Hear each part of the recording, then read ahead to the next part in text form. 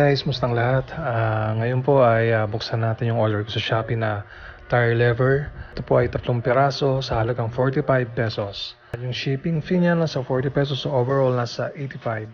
Sa murang halaga, syempre subukan pa rin natin kung sulit nga ba yung nabili natin at kung tatagal nga ba siya or matibay. Sakaling nga hindi maganda yung quality na ito or madaling masira, at least na-share ko sa inyo kung dapat bang bilhin tong tire lever na to at malalaman natin yan mamaya.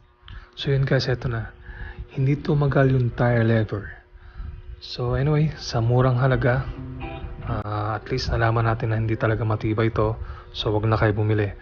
So dun sa dalawang natira, pansinin nyo, yung sa bandang kaliwa, halos dumiretso na.